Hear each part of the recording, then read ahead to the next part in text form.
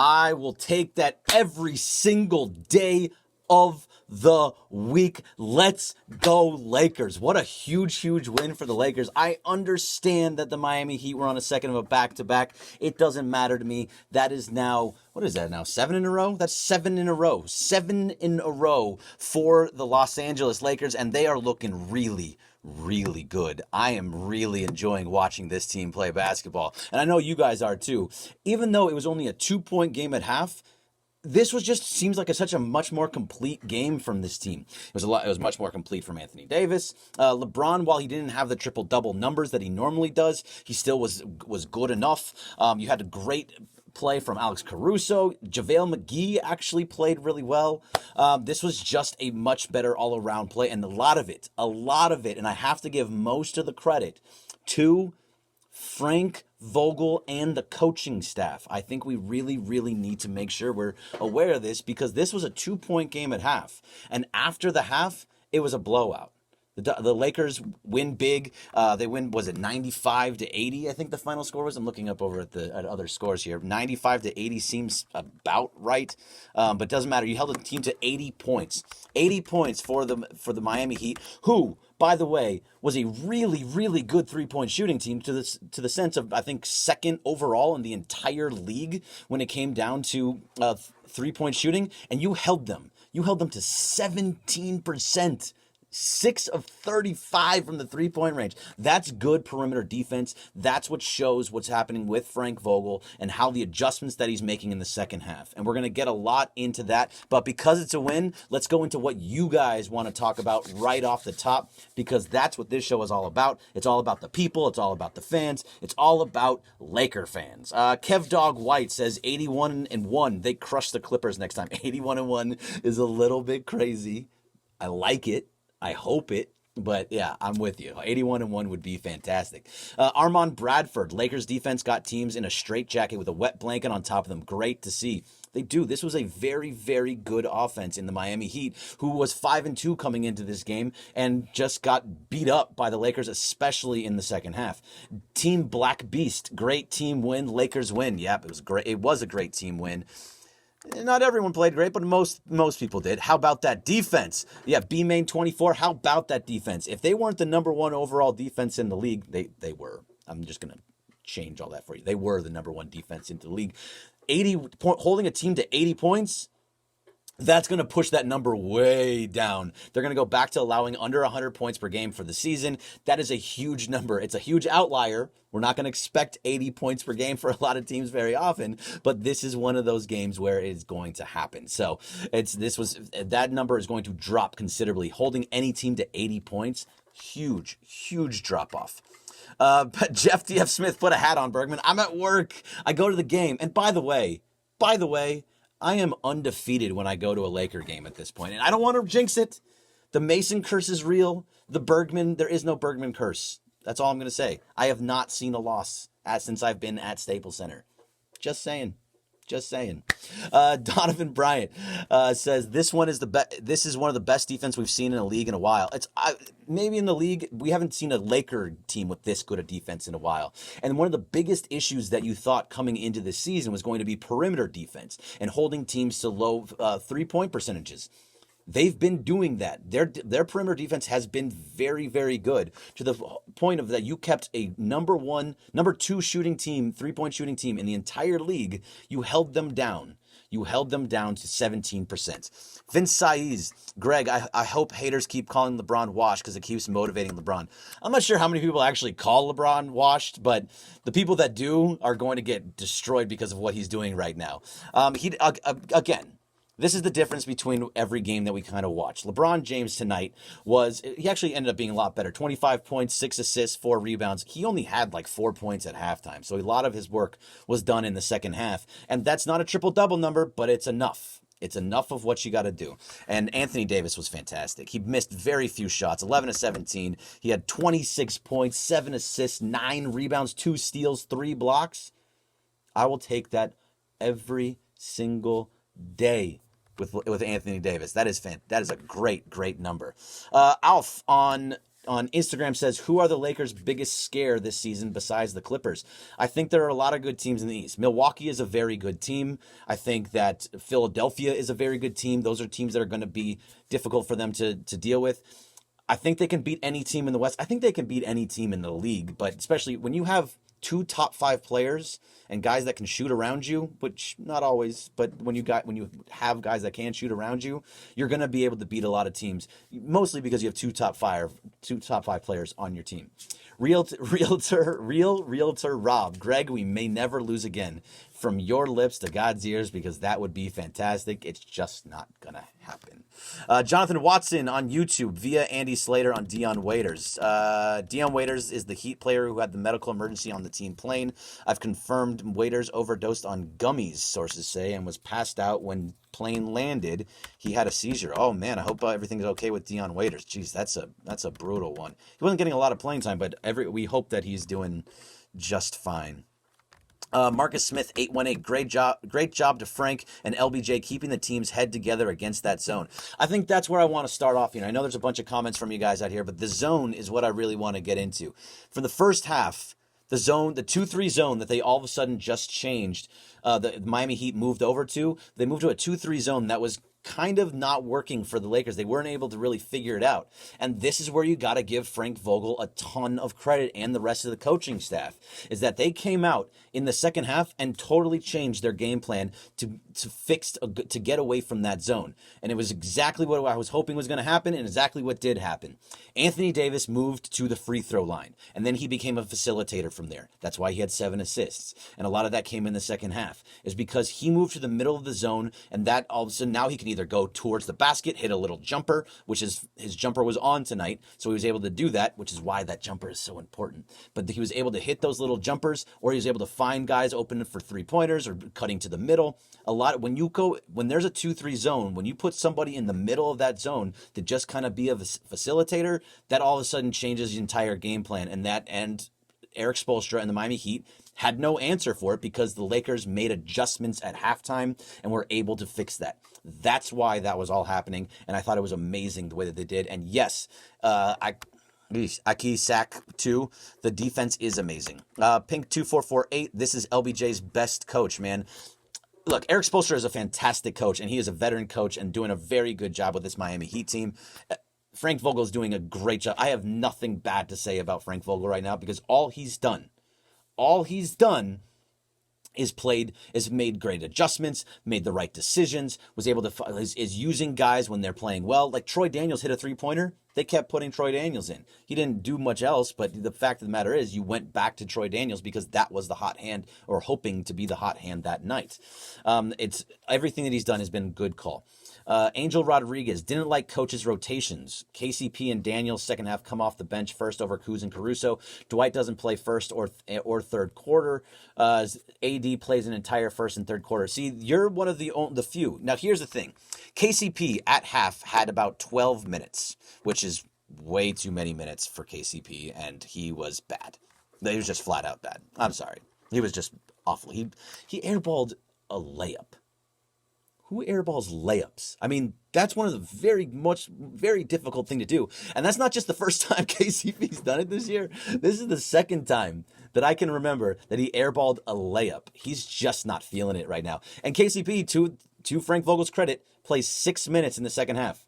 6 minutes. Now, when it comes to booing at Staples Center KCP, I don't like the fans booing KCP at Staples Center. He is still a Laker. You do not boo him. You can close your eyes and you can shake your head and just go, are you kidding me with this? But you just got to be okay with it because you just don't boo him. I understand that you don't like him. I understand that he is a kind of a waste of space on the floor, but he has not, I would not like to see him on the floor, but he barely played in the second half to the tune of a double. His minutes went down considerably, 6 minutes there. And I saw somebody say it on Instagram, and I want to go back and actually get to it because it's a good point. And it was Real to Rob. We're 7-0 when Alex Caruso plays. Your thoughts on Alex Caruso, some good playing, and Kuz not getting as much as last year. So here's the thing. Kuz is still not ready. I think Kuz is going to be a great guy coming off that second bench. He's able to move. He has good cuts. He's getting to the basket. Once he can start hitting that three-point shot with regularity, then he becomes it becomes a very big portion of this second team where knocking down those three-pointers is a very, very big deal. But Alex Caruso has been fantastic defensively. He's been getting to the rack. And God, there is one play every single game where Alex Caruso does something that you're like, how does this guy do this? That dunk that he had coming down the middle was just ridiculous. That was almost right in front of my face, and it was unreal. Where he came down and just with two hands slam, and it was just a beautiful dunk. I don't understand how he can get so high. He doesn't look like he should be able to. He doesn't look like he has that kind of lift, but he does, and he's just really good at it. So I love what I'm seeing from Alex Caruso, and he just missed 20 minutes again tonight. This would have been 3 games in a row for Alex Caruso at 20 minutes. He had 19 tonight, more than KCP, more than Quinn Cook, more than Dwight Howard, more than Troy Daniels. He's the guy that's getting most of the minutes off the bench besides Kyle Kuzma, who had 25. And Kuzma, I think, is just not fully back yet. Once he's fully back, then we can really have another one. Let's see. Tony Zavala, 67. Still too many turnovers. That's something that's been weird. I've been kind of shocked about this team and the amount of turnovers that they have. 18 is not terrible. It's still too many. To start off the year, the first 5 games of the season, they were averaging 14 turnovers a game, which is about where you want to be. 12 is the right spot for you to be at, but they've been normally right around 14. 18 tonight is down from what it was. When you're under 20, I think that's a little bit better. But still, the way that you blew out that team, 95-80, I don't think you're really paying too much attention to that. Those are things that you can fix. Those are things that you can to work off of. But yes, the turnovers are a problem that hopefully can get fixed. Let's see. I got Roderick O'Keefe says, this win was all about the defense, but feel like Kuzma can shoot the team out of a game. He has a very nice mid-range game. Don't know why he settled for threes. And you actually watched Kuzma do just that, where he actually stepped back to get into the three-point range because 3 is more than 2. You want the long twos. If you miss a long 2, you're like, why don't you just step back and shoot the 3?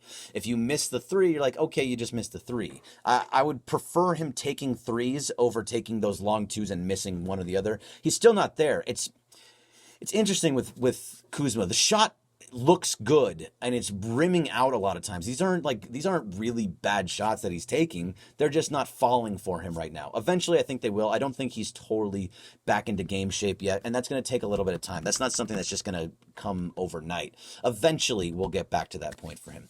Team Black Beast, LeBron made some big shots down the stretch. I love his leadership. His leadership is great, too. I was at the game, so I didn't get to hear it, but I saw people on Twitter talking about it. Kyle Kuzma, LeBron was coaching up Kuzma right at the end of the game.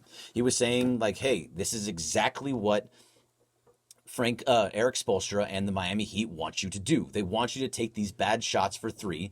They're giving you these shots because they want you to take them. You can't take that shot. He continued to take the shot, so maybe he didn't listen very much. But the fact of the matter is that LeBron is doing the things that he says he's going to do, and he's helping coach the team. He's involved. He's engaged. He's getting to the basket. He's playing good defense. I am absolutely happy with everything that I'm seeing from LeBron James right now, from his leadership to how quick he seems. He's got everything. The game just feels like he's just enjoying it again, and I really, really love that. Shane K. Lee, very underrated part of this team, Vogel's defense and adjustments at halftime. Frank Vogel, to me, gets so much of this credit. And so all these people saying that, that it's going to be, what's his name, that Jason Kidd is going to take over eventually and he's going to stab him in the back. I don't think so, because this team is going to continue to win. This team is good. They're now, what are they? They're 7-1. 7 games in a row. I can't be upset with that, and I don't think you can be either. They have the best record in the NBA. I think they're tied, or no, then still what? Boston didn't play tonight, so they're still tied. They have the best record in the NBA again. The bulletin board. What's up, Ray? Are they trying to showcase KCP? I have no idea how he continues to earn time on the floor. He played 12 minutes too many in the first half, but we were talking about it before, he only played 6 in the second half, so that's a big help in that sense. EGM 741, Kuz is rusty. He needs to relax. He needs to also get back into game shape. So I'd rather him taking these shots, bad shots, to try and find his rhythm again early on in November than if it was in January, February, you're fighting for playoff spots. Banking these wins is important, and when you have LeBron James and Anthony Davis playing the way that they're playing, you're going to be able to bank more of these wins. It really helps that he was taking some of these shots with a 10-point lead or a 14-point lead and not like a 3-point lead. You know what I mean? So there was at one point, Kuz did take a 3-pointer that was a bad shot very early in the shot clock that he probably shouldn't have taken when it was only a 6-point game and Anthony Davis was sitting on the bench. And Kuz missed it. They went back to the other side. Kelly Olynyk took a 3. He missed it, and then there was a timeout call. But still, if that ball goes in, it's down to a 3-point game, and the whole game kind of changes. I understand why the Kuz taking some of those shots, bad shots, is important to people and why they're kind of upset about it, but I'm okay with him taking some of these shots right now to get back into that rhythm, back into that game shape, because when those start to fall, watch out on this second unit. Because look at the second unit right now. Let's just look at the scoring for the second unit alone right now.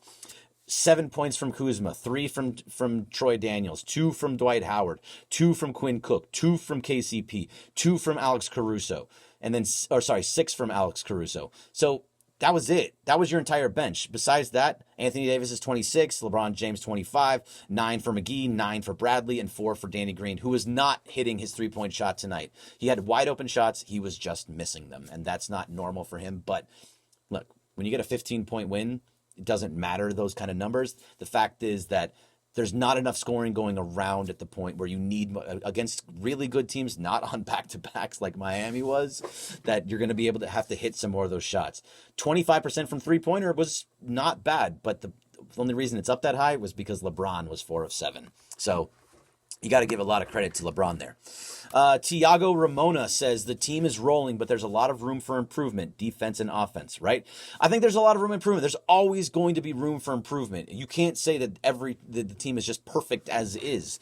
So there's a lot of things that can happen. Here, I'll tell you this, though. The defense has been fantastic. The perimeter defense especially has been really, really good, so I'm very happy with that. But guys, what you're seeing is actually good defense from the guys that you were expecting to have good defense from. Avery Bradley is playing great defense. Anthony Davis is on pace for being a top and a first team all defense this year, and probably should be at this point if we were to end the season right now through 8 games. I get it, but he's been playing really, really well. But Avery Bradley's been playing good defense. Alex Caruso has been fantastic off the bench. Avery Bradley, by the way, was switching between Kendrick Nunn and Jimmy Butler for a lot of the game and going back and forth. So it was nice to see him do that. KCP hasn't been all that great. I see a lot of stuff here coming with Mr. 3-point shooter, Kobe '08 MVP, all talking about Andre Iguodala. He'd be a huge help and probably get a ton of minutes on the bench and would be a great defensive stopper for them. And I would love to have Andre Iguodala. That's not happening for quite some time. So I would love for it to happen. We don't know. It's really totally up to him and that's whether or not Memphis decides to just waive him.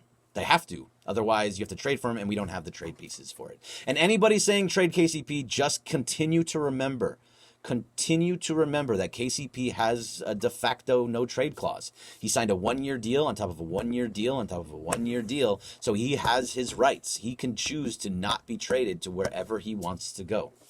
So if he doesn't want to get traded, he's not going to get traded. Plus, he's a clutch client. You're going to do what he wants.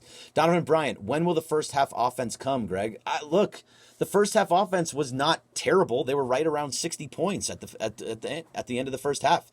They did kind of what they were supposed to do. They had 29 points in the first half, in the first quarter, which a lot of that, I need to lean down, 28 points and 20. So they had 58 points at half, or 48 points, excuse me. I counted that wrong. 48 points at half, low, but their offense wasn't terrible, and it was a good effort from guys like KCP. Or not, sorry, JaVale McGee. I apologize for saying KCP. That was a mistake. JaVale McGee was good. That's 2 games in a row now that JaVale McGee has played good. Played well. I'm fine with how he's been playing.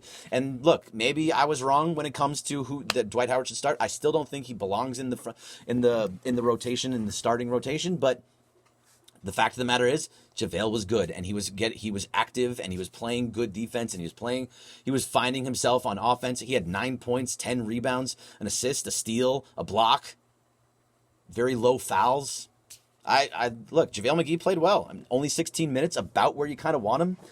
Between JaVale McGee and Dwight Howard, you had 31 minutes combined. So that means that Anthony Davis was playing a lot of the 5, which what you're going to have to do against Miami since they're playing with a smaller team. Bam Adebayo is basically their biggest dude. And then Kelly Olynyk would come in as a center, and that's a stretch. So it was not as easy to play that. Let's see. Roderick O'Keefe on YouTube says, can't remember the last time the Lakers won 7 in a row. Kobe years would have to be my guess. It hasn't been easily since 2013, maybe, when they were. It has to be 2013 when Dwight Howard and Steve Nash in that second half of the year before Kobe injured his Achilles, when they just went on a huge run. That has to be. Was it 2011? Oh, see, King TBG Carlos is saying 2011. Unbelievable. So, great. And look at this. Kevin Meteora saying Bam is 63% from free throw, and they put him on the line. So, if you're going to get fouls, Bam shooting free throws was exactly what you want.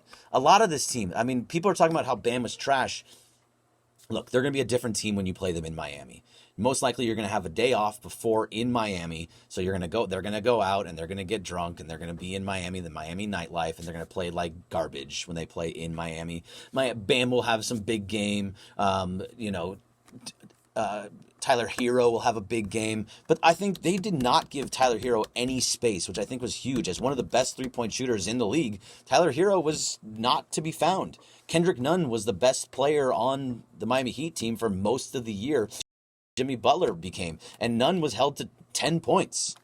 Jimmy Butler had 22 and on 7 of 16 shooting, not that great. Kendrick Nunn didn't hit a three-pointer. Let's see, what did Tyler Hero do? Tyler Hero was 1 of 5 from three-point range. That's a huge get for them. Absolutely, the transition or the perimeter defense, really, really good all night long. Alpha Male 213, bad night for KCP, not going to lie, but don't put it all on him, Greg. Whole team was sloppy tonight.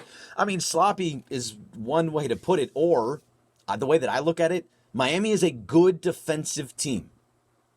That's like, let's not take it. And especially in the first half, you had Eric Spoelstra completely confused this Lakers team by putting in that 2-3 zone. They were not able to figure out the 2-3 zone at all in that first half. And then they changed things up in the second half, and all of a sudden it all changed. So you had 95 points when the game was over, with only 48 when it got to be at halftime. So that means that what? You got 47 points, so it's right around the same numbers there.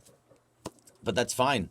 So it all worked out. They played better, especially in the third quarter when they decided to go away. When they were in that 2-3 zone, the Lakers had Anthony Davis get into the middle of the paint, get right around that free throw line, and just be a facilitator, and he ended up with 7 assists because of it. Tony Zavala, now that we're winning, there's no more front office haters. Well, of course there's no. When you're winning, nobody says anything bad. When you're losing, you say everything's bad. But I think everybody just still doesn't like KCP, like Simon Reigns says trade KCP. Well, that's what most people. King TBC says on Instagram, says we got Toronto next. Yes, Toronto on Sunday. That's going to be another good game where you're going to have to deal with shooters. So it's going to be nice to see what they can do again with their perimeter defense on a Sunday, which we've had 2 games on Sundays with Dwight Howard. So if I'm correct and this is a trend, then Dwight Howard is going to have around 16 points and 12 rebounds with 4 blocks, because that's what he does on Sundays. He's fantastic on Sundays. And I mean, that's what we see, because apparently Sunday is Dwight Howard's favorite day of the week. That Mare 24, Kuz played well with LBJ last year. Not worried about him right now. It'll come back. Agreed. He will play. He will at some point be better, and it's just going to take a little bit of time. Blake St. Clair, Kuzma was the only player with more than 20 minutes with a minus rating, and it was a big minus. The whole bench struggled with Dwight getting in foul trouble too. Here's the thing with Dwight. Look, he's been playing great. He's been doing a lot of things that you love. He's still the same guy that is just a bully inside, and what he does is he gets offensive fouls. I don't know what his offensive fouls number looked like tonight, but he had he had 4 fouls. I would say 3 of them at least were offensive fouls. I can't imagine that they were defensive. There might have been 1 or 2, but really he is consistently going bad screens, just knocking people down to the ground. So yeah, him in foul trouble. And look, this is a typical game for Dwight Howard that we were seeing outside of Sundays. I talk about it all the time on Mason and Ireland. 2 points, 6 boards with a block. Usually no block tonight, but 2 points, 6 boards. That's Dwight Howard. That's the Dwight Howard that we're going to see on game in and game out, except for Sundays when he has some gigantic games, so his numbers will get skewed. But for the most part, 2 points, 4 points, 6 boards, that's a normal Dwight Howard game, and I'm fine with it. I'm fine with it. I think you should be too, and I think you are. Let's see. A-Train 1524. Do you really think it's necessary to acquire Iggy? I do. I do think it's necessary to acquire Iggy just because I think he's such a leader on the floor. He's a good defensive player. He'll hit you a big 3. He can lock down big guys along on the perimeter. So you have another, and he can kind of handle the ball. I think that he would make such a big deal for this team, especially defensively. I know they're good right now, but I want them good at the end of the year also, and I think they can be. But Iggy would just really help that along, where it's just kind of that extra piece that kind of pushes you over the top. They still need a little bit more, and I think Iggy could be that guy. Let's see. That Mayor 24 says, give KCP's minutes to Caruso. Caruso plays better defense and creates better on offense. Totally agree. But apparently they're going to continue to go with KCP until they don't. I don't know when it's going to be, but I would love for it to happen at some point. Joe Cool 1967 Twitter feed was buffering. Oh, sorry about that. Hopefully everything's okay. Uh-oh. It looks like, look, I am at ESPN LA in a dark room, which has a little bit of light. But if there's any problems, it's all because of their Wi-Fi, and I'm on their highest level Wi-Fi that I can possibly get.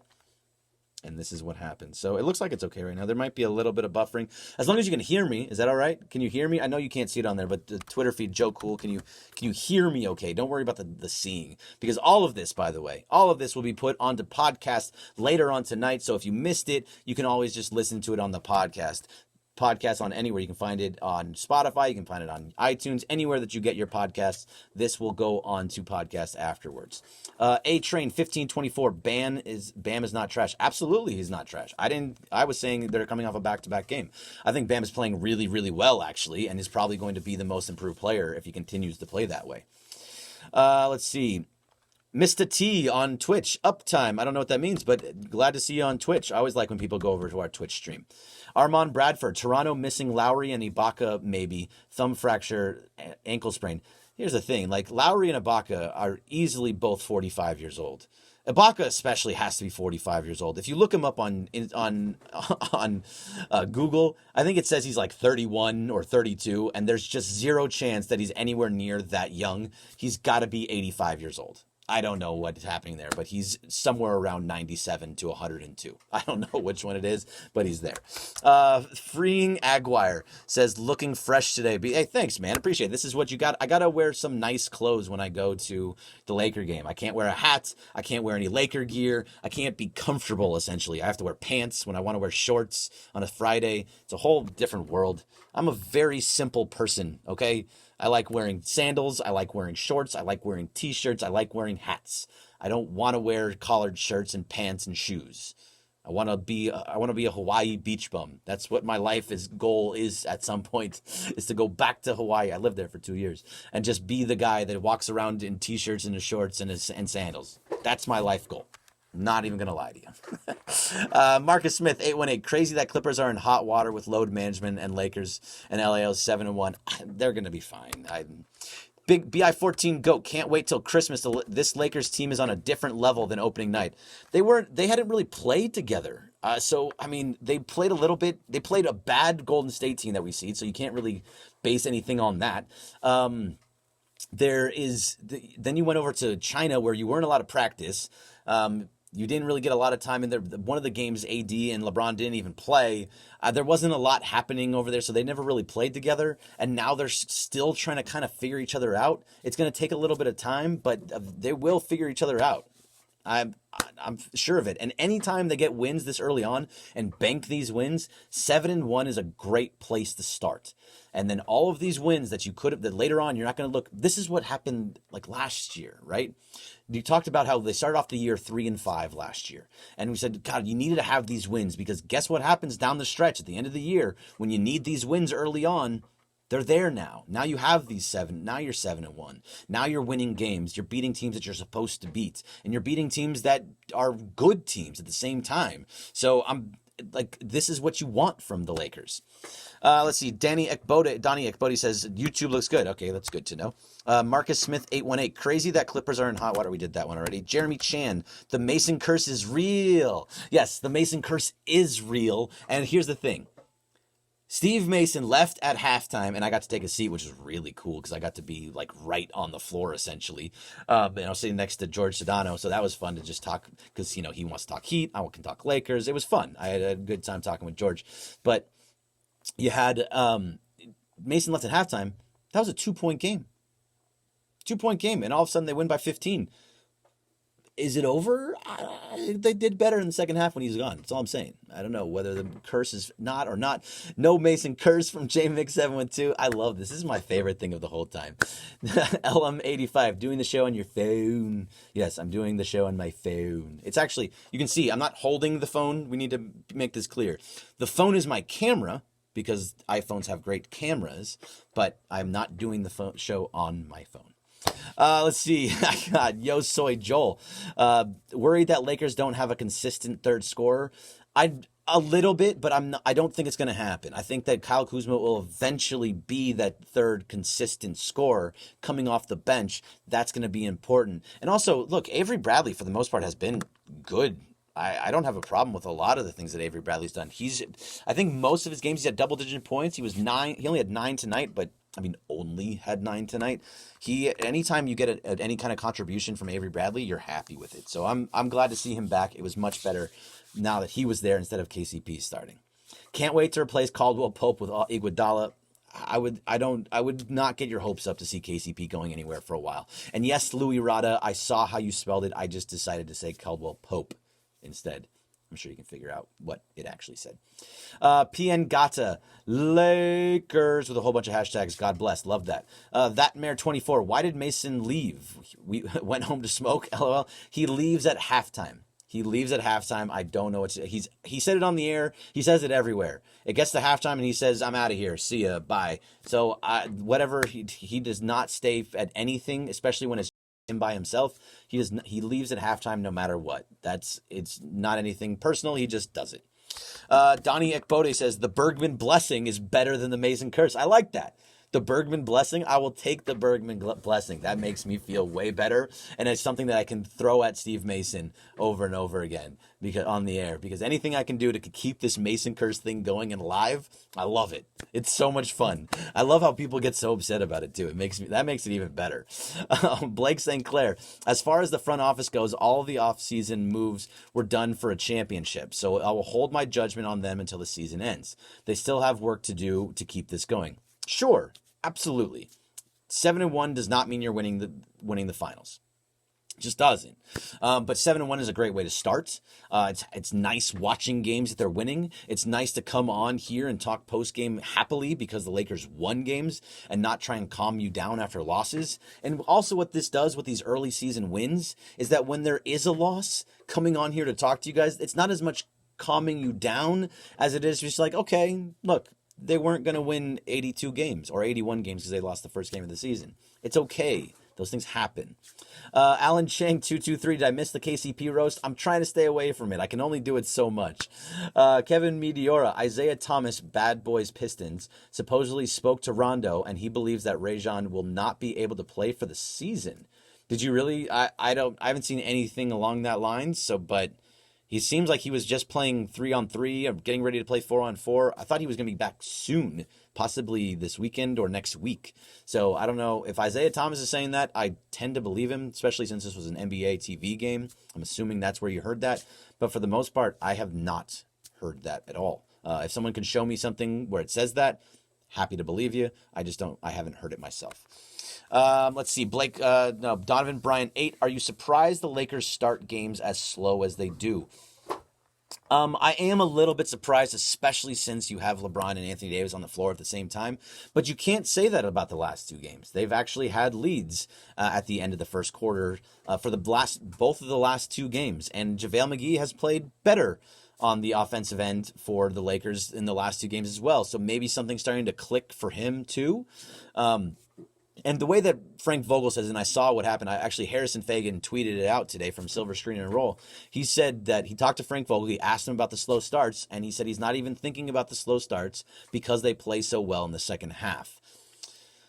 Now, I mean, it's a very low amount of games. It's a very low minutes. I understand all that, and Frank Vogel has the right to his opinion. They are much, much better in the third quarter because of the halftime adjustments. But still, I think I'm not surprised by the slow starts. I just think that the slow starts are going to eventually work themselves out. And they did today. I thought they started off much better in this game tonight. Armand Bradford says 80 points is just such an incredible defensive performance. I'm still buzzing off that, as you should be. It is an incredible performance, and I don't care. Look, I get that the Miami Heat were just in Phoenix last night and played a tough game against Phoenix and won. And they won, and they're on the back-to-back. But you didn't have Justice Winslow. You didn't have Derrick Jones Jr. You didn't have Dion Waiters. You didn't have a lot of guys that you were expecting. I'm not trying to give them excuses. The fact of the matter is you held a good offensive team, back-to-back or not, to 80 points. 80 points is an extremely low number, and that just shows you how good the perimeter defense has been, especially by holding them to only 17% from the three-point line, and how the interior defense has been so much better too. And I think their defense has just been so much better, and even the offense has been stronger, especially in the second half, just based upon what they're doing. And just finding things that are wrong, fixing issues that are. Miami has a very good defensive team, so for the second half adjustments to make it so they were a better second half team, I think that's always much more fun to watch. Laker banter: does Lakers have best defense in the league right now? According to all the metrics, they do. They do have the best defense in the league as of right now. I wonder what this number looks like. Did this get updated? I like to look at how many points. Yes, it did get updated. Because of the 80 points, the Lakers are now averaging 109 points a game, and they're allowing their opponents to 98.5% points per game, which is a difference of 10.5 points, which is by far the highest in the NBA. They have the best point differential in the entire NBA.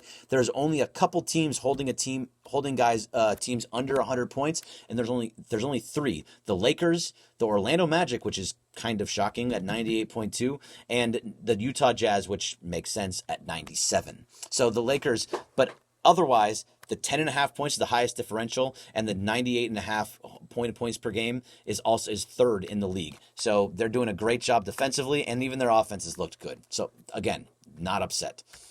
Faster start this game, though. Yes, absolutely, Marcus Smith. It has been. Wait, here we go. From Marcus Smith. Where's the first part of that? Said Rondo has a possible Achilles issue. If he has an Achilles issue, that could be the end of Rajon Rondo. Anytime a guy has an Achilles issue, that's going to be a problem for them, to the point that they don't come back right. Kobe didn't come back fully right after his Achilles. Look at DeMarcus Cousins. He was never right, because then his leg was all the way, just problems all the way around. That's a tough one. Blake St. Clair lost the stream and audio on YouTube. I hope not. Everything looks okay on my end. Let me just make sure. Online. Everything looks okay here. Sorry about that, Blake. Hopefully it comes back. Liquid Blake had to jump on here. YouTube stream was struggling for me. Hey, sorry about that, Blake. Oh, you're obviously Blake St. Clair, but thanks for jumping on the Twitch. I like when people are on the Twitch stream. Good to get early wins in the season. A lot of road games this month from Marcus Smith. Yes. No, really, come on, says, sorry if I missed this, but I thought Kuzma would have caught up by now. Look, He's played what, 3, maybe 4 games? No, he's not ready yet. It's to get into game shape. Let's make this perfectly clear when it comes to Kyle Kuzma. Before he played 3 or 4 games ago, I don't remember exactly what it was. 3 or 4 games ago, he hadn't played since July with Team USA, maybe the beginning of August. That was it. That was the last time he played organized basketball, besides playing, having a couple practices, some 5-on-5. But besides that, I appreciate. Sorry, Adam Bronstein was showing me something. Besides that, he's not ready yet. I mean, he's just not there yet. You need to get into game shape. That doesn't take, after missing 2 months, 2 months plus, you're gonna take a little while. It's not gonna come back in 3-4 games. It might take a couple weeks. You might not actually see him playing up to Kyle Kuzma levels until probably around December. And that's, you just have to be okay with it, because it's going to happen. Let's see. I got Roderick O'Keefe. Raptors, Suns, Warriors, Kings, Hawks. What do you think the Lakers will finish in this stretch? Looking forward to seeing you all on Monday for Veterans Day. Oh, yeah. Happy to have you come down by, Roderick, by the way. Raptors is going to be a tough game. I can see that being a win. Suns, then you have a back-to-back with Suns and Warriors. Depends on what happens with LeBron James, whether one of them play. I could see them a possibly loss to the Suns. The Suns have been beating good teams. They beat Milwaukee. They beat the Clippers. I could see a loss there. So something, I'm going to see that there's going to be one. But if there's going to be a loss in there, I would see the Suns' loss. I think they beat the Warriors. I think they beat the Kings. And the Hawks are a good team, but they're still too young. So I think they beat the Hawks as well. So in that stretch, whoever it happens to be, let's say 1, 2, 3, 4, 5. In 5 games, I see 4-1 in that stretch. And I think 5-0 would be fantastic. 4-1 would be great. 3-2, you're like, okay, 3-2, anything less is not acceptable. Marcus Smith, A18, talk that talk, Greg, about Kuz, plus he is mid-adjustment to a different playing style. Relax, guys. Exactly. Takes time. He needs time, at least another month. December is when I expect to see Kyle Kuzma being Kyle Kuzma again. Liquid Blake, Lakers ending the run 11-1. God, that would be so good. That would be so good. I would love to see them at 11-1. It would be incredible. But then you can start load managing guys, right? If you have an 11-1 record after 12 games, maybe you start letting Anthony Davis sit a game, or maybe you start letting LeBron James sit a game. But here's the thing, like, guys, especially with the Clippers being fined $50,000 because apparently Kawhi Leonard was hurt, but he said he wasn't hurt. It was a whole weird thing that was going on. But I think that those are types of things that could change all that. To where you can't just do this whole load management thing. And I don't think either of them want to. Look, LBJ didn't play since like March, maybe May. I don't even remember when the last time he played, but he wasn't playing for most of that year last year, and he did not, and he sat out the entire playoffs. He sat out the entire summer. He's ready to go now, and I love seeing that from him. Mario Enigma, did Ireland say hi to Kate Beckinsale tonight since she was sitting courtside? Look, Kate Beckinsale is there a lot, so I don't think that he said anything to them at all, really. But all right, I think I got enough time for just about 1 or 2 more questions, and then I'm going to get out of here because I'm just starting to feel like I want to end these a little bit earlier. Nobody needs to be sitting around for an hour talking about this stuff. So I'm happy to shut down a little bit earlier tonight. And I think I'm going to try and find just 1 more question, and then I'm going to move on past it and just let you know what's going on with Showtime Forum. Let's see. I got Joe Cool 1967 says Kuzma looks lost on the floor at times. Still, like we said, getting there just a little bit too early. We did the whole doing it on your phone thing. All right. So just as we know, look, Showtime Forum has been doing great stuff when it comes to our own original content. Be sure to be checking out everything. The YouTube channel is having all this great stuff coming out. Everything is doing a great job on Twitter, on Instagram. You're finding a ton of great stuff. The Facebook channel is up. The website should be back up and running any day now. So look, Showtime Forum has a ton of stuff, and it's going to be all original content as we move forward. I'm trying to get away from the idea of having other people's stuff put out on our website. So for the most part, we're going to start seeing just real live Laker fans putting out original content that you guys want to see. Lakers reports, out on the streets, these post games. There's a whole bunch of things that are going to start to happen. Articles that are just from real Laker fans. It's going to be a great job. So please be paying attention to Showtime Forum because there's a ton ton of great stuff coming out very quickly. I got a couple here that I did. Apparently, I've missed all these. They just randomly came up on Instagram.